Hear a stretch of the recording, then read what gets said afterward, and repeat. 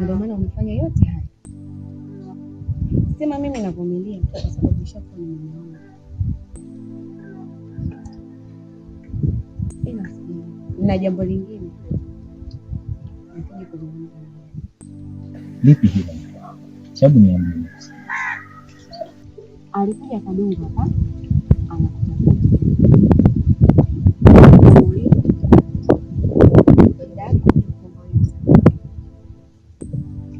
Sasa nataka kuuliza. Msamaha huu alikuja kunipata kwa sababu gani? Umemfanya nini? Mke wangu Zamisha, kuna mambo mengine unatakiwa uyaache kama yalivyo. Hivi unajua ujeuri wa hili? Unajua kipi cha yule mtoto? Unajua ni kitu gani amefanya huku nilipokwenda? Yule kijana hana adabu hata chembe. Na hicho nilichofanya ni katika kumfunza adabu. Mume wangu, yule kijana hajui chochote kabisa. Mimi nadhani ungemwelewesha tu. Kuyafanya haya yote kuna umuhimu gani? Na hilo ndilo lililosababisha mimi nikamwacha hai mpaka sasa, kwa sababu ya yule dada yake aneniheshimu. Kama isingekuwa yule dada yake, wewe unanijua, huwa sicheleweshi mambo. Lakini pia kuhusu swala la msamaha, anatakiwa akawaombe msamaha hao watakaokutana nao huko, kwa sababu mimi hili swala nisheliondoa katika mikono yangu, halipo tena. Sawa mume wangu, nimekuelewa. Nazijua hasira zako. Ila mimi naomba usiwadhuru. Anatia huruma sana Kadungu jamani. Mke wangu kipenzi, katika haya maisha unatakiwa uishi kama mfalme. Uishi watu wakuogope, wakuheshimu. Na wanapokataa kukuheshimu, jiheshimishe mwenyewe sasa. Wasiponiheshimu, mimi nitawaua wote, nitawaua wote. Nitabaki na mke wangu. Na kisha nitawageuza misukule. Mimi na wewe tutaishi kama mfalme na malkia wake. Alafu wao misukule wataishi kama watumishi wetu sasa. Alafu mke wangu, kila siku mimi nakubembeleza mke wangu. Hebu ingia katika hichi chama chetu na wewe ufurahi zaidi. Hebu tazama watu sasa hivi wanavyokuogopa. Yote ni kwa sababu yangu. Utakapoishia kuingia katika hichi chama chetu, ndio utaogopwa zaidi. Achana na masuala ya huruma hayo. Hizo huruma hizo zitasababisha watu wakuchezesha roho. Aliacha mirathi na mashamba kibao, ila kuna watu wanajaribu kusogeza mipaka na hatimaye kuchukua mashamba yote. Mimi sigombani, sina bifu, sina chuki na mtu yoyote. Najaribu kumwelekeza ndugu yangu nini sahihi cha kufanya kuipata haki yetu, hilo basi. Hilo nikuta kaka, huu ni mwaka wa 3 mwili ufanye kazi. Hapana kuweza tu kula, kuongea na kusikia. Ndugu yangu, ila ndugu yangu Makaki, kwani kulikoni mpaka na kukuta unalala hapa? Na ninavyokusikia kwa akili zangu na masikio yangu umesema ni miaka 3. Nini shida? Ilikuwa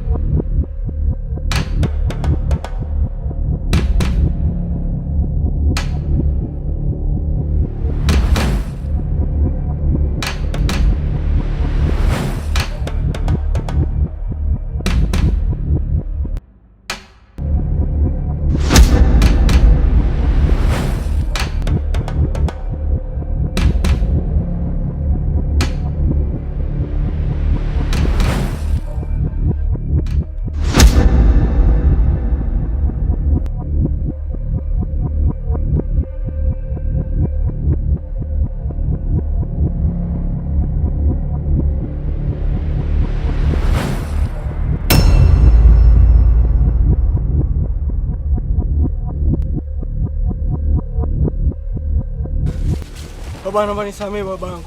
Baba naomba nisamee. Zangu nisamee. Naomba nisamee. We kijana, fumba mdomo wako. Hiki ulichokiona hapa baki nacho moyoni mwako. Ndio mzee wangu. Usije ukathubutu kukizungumza popote pale. Umenielewa? Ndio mzee wangu. Atoka hapa. Toka!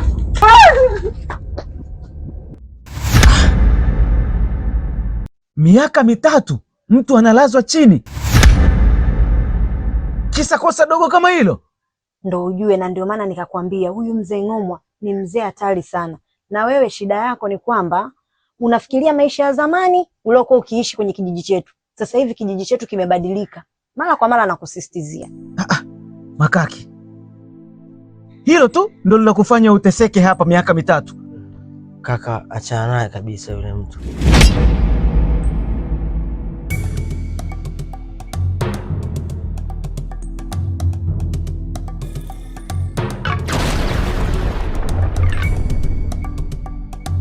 Makaki. Makaki. Makaki. We Makaki. Makaki. Makaki. Makaki. We Makaki. Makaki. Makaki. Makaki. Makaki. Makaki.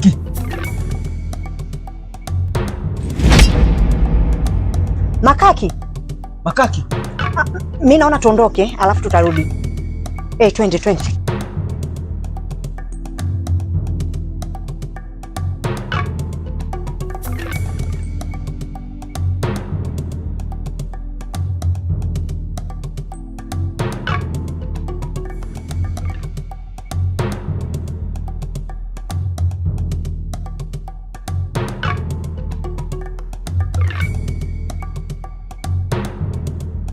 Jinsi tunavyopendana, katokea mtu akasema tuachane, utalichukuliaje?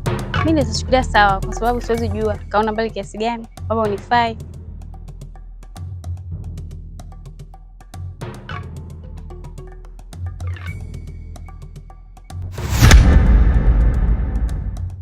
Wewe Nyenyele, Abe, umetoka nyumbani umeniambia unaenda wapi? msibani. Kwa hiyo hapa ndo msibani? Hapana baba. Shikamoo mzee. Hivi nyinyi vijana, kwa nini mnapenda sana kudanganyana? Kwa Nyenyele, unataka kuniambia kwamba huyu ndio unataka kuniletea mimi nyumbani kwangu akuoe? Hapana. Sikiliza, sitaki nikuone tena unasimama njiani na hawa wanaume.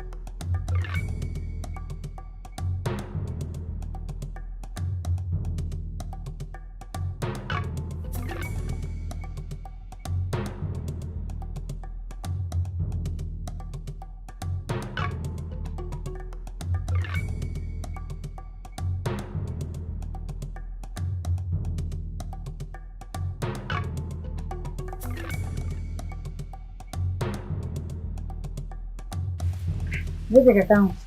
Safi dada, vipi? Twende sasa msibani. Msiba wa Makaki? Na lazima wewe uende kwa sababu hujawahi kuhudhuria kabisa misiba yao. Dadangu, nina simu ya muhimu hapa nitakiwa nipige. Yaani sipiga hii simu, ndio maana naona kichwa changu kimechanganyikiwa kweli. Ila kwa sababu napajua njia, siku ile tulienda kumsalimia na kufahamu. Wewe tangulia nakuja. Sasa wewe malizana na simu, iwe isiwe lazima ufike. Yaani lazima ukaonekane kwa sababu utaonyesha taswira mbaya na sio kitu kizuri kabisa. Sijui unanielewa? Hili mwanangu kabisa nakosaje? Siwezi acha kwenda. Sawa.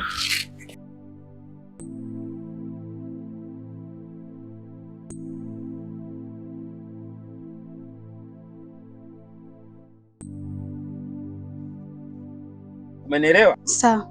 Toka nenda msibani.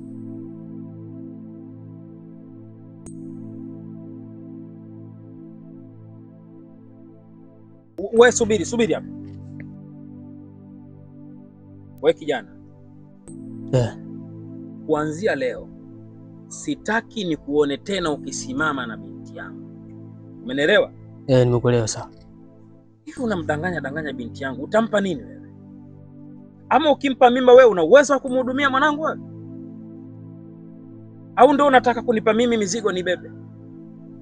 Nisikilize. Na kuonya tena. Nimesema sitaki nikuone ukisimama na binti yangu mimi. Alafu wewe kwa huo umri wako uliokuwa nao, tayari ushafikia umri wewe wa kuhudhuria katika misiba, katika sherehe na shughuli zote za kijamii hapa kijijini kwetu. Usiwe unajiweka nyuma nyuma. Umenielewa? Twende msibani huko.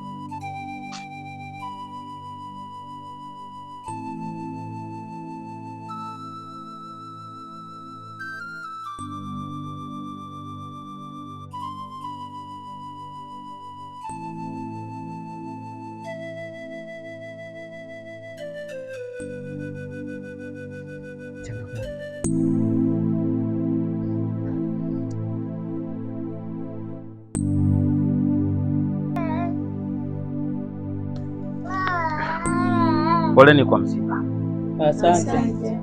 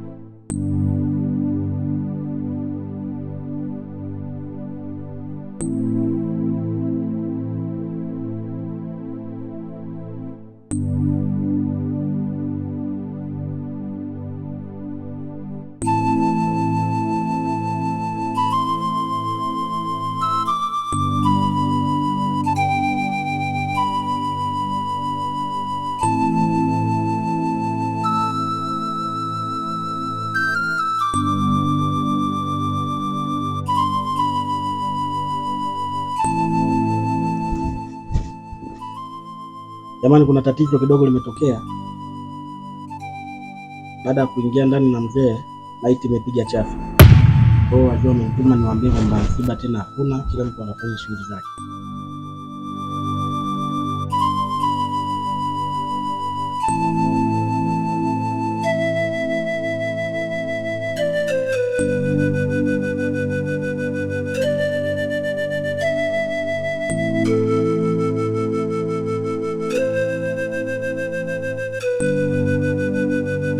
Shoga yangu, aisee, mume wako kiboko.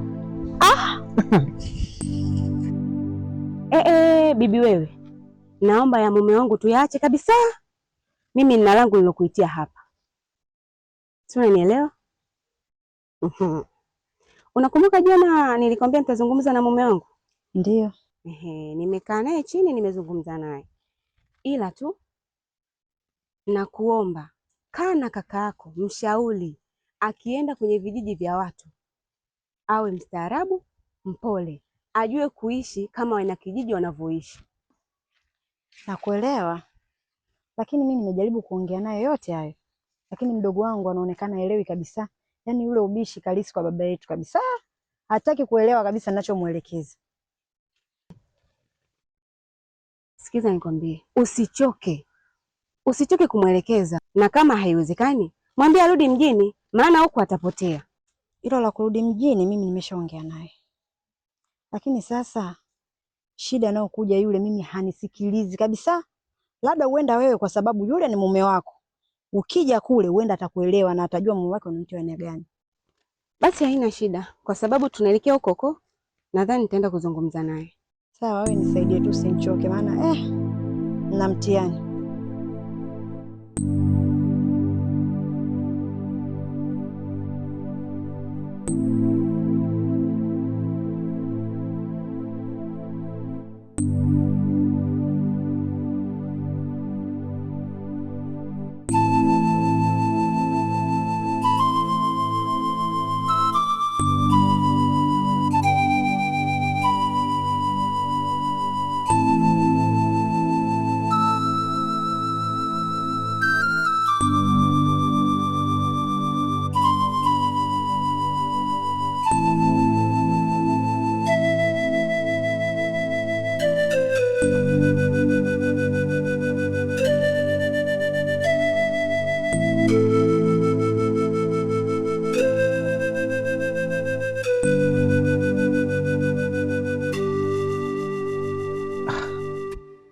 Mambo?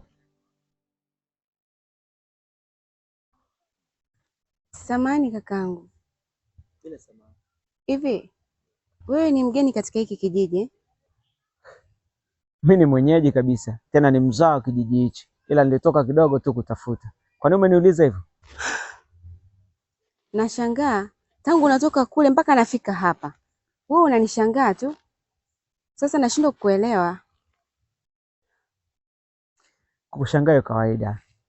Nimekutazama ulivyo mrembo na kujiuliza, katika kijiji hichi hapa sijawahi kuona mwanamke mrembo kama wewe. Inawezekanaje kukukuta katika maeneo haya? Ni mwenyeji ndiyo, japo sio mzaliwa wa hapa. Nimetokea mjini, nilipofika hapa nikapata ndoa, ndio maana niko hapa. Halafu wewe ni ndugu yake Kadungwe? Nilielekezwa, si ndio? Mimi na Kadungu baba mmoja mama mmoja. Kadungu mimi mdogo wangu hivyo.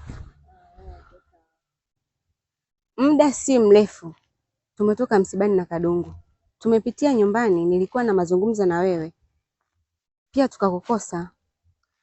Kaka, na kuomba unapofika kwenye miji ya watu jifunze kuishi kama ambavyo wenyeji wanaishi. Nimepata taarifa kwamba wewe na yule mzee Ng'omwa uligombana naye. Ni kweli dada yangu, ila hizo taarifa umezipata wapi wewe? Huyo adui yako ni mume wangu.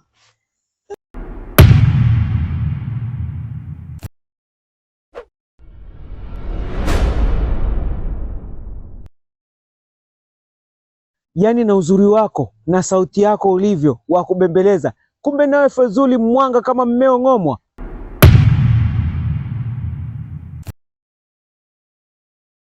Kaka, katika watu ambao wanapinga uchawi mimi ni mmojawapo. Sipendi na nachukia sana kumwona mume wangu anafanya vituko hapa kijijini. Ningependa nikuombe, sawa? Naomba tafadhali achana kabisa na haya maswala ya kumfatafata huyu mwanaume wangu.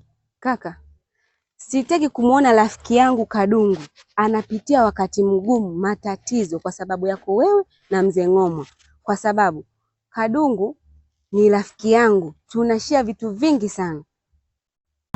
Dada, kinachoniumiza mimi akili ni urembo wako ulioko nao. Mashallah, umeumbika. Ila kikubwa zaidi kinachonigonga ubongo uliwezaje kuishi na yule kigagula Fezuli ambaye anaangamiza maisha ya watu?